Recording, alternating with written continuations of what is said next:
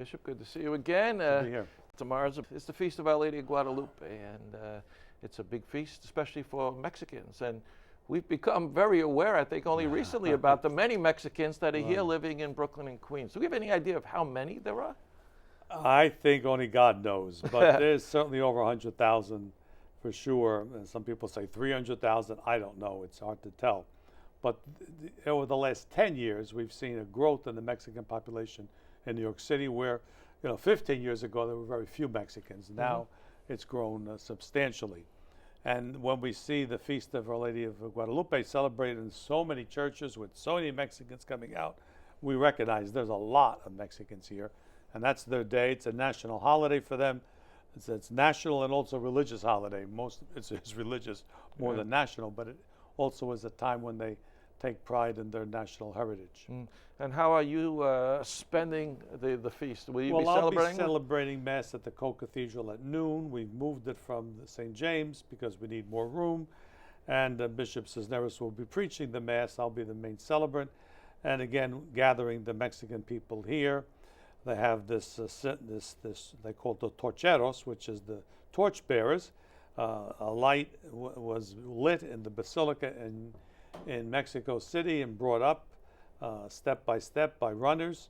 And now that light is here, and it's passed around to the various parishes where the Mexicans are, and that starts at noon on the feast itself. And the runners actually run from parish they to run. parish. Yes, right? they run. You're not running with them, though. No, thank you. Okay.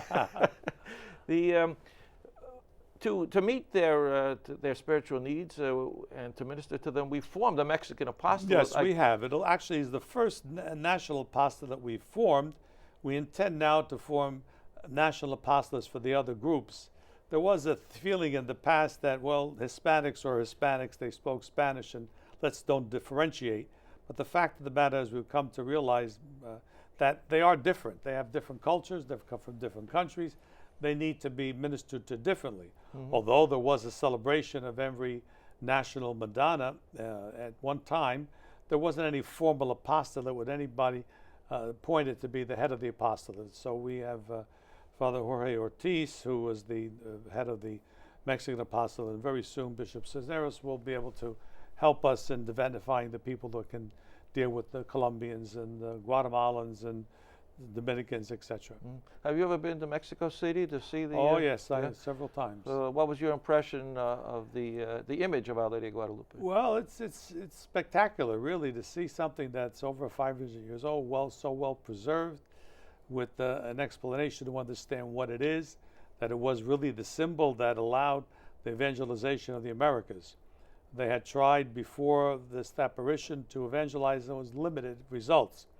But when this happened, this convinced the Indian native population that this religion was also theirs, and that's when we saw the evangelization take off.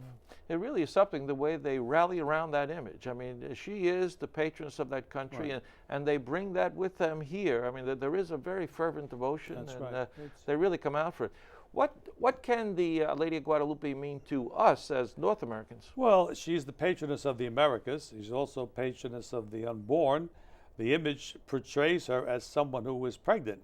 By the symbol, the sash that she wears, it is the sign that she is a pregnant woman, and that she's carrying the Lord within her, and that this is also, for us, a pro-life a symbol, that we want to protect the unborn in every way we can.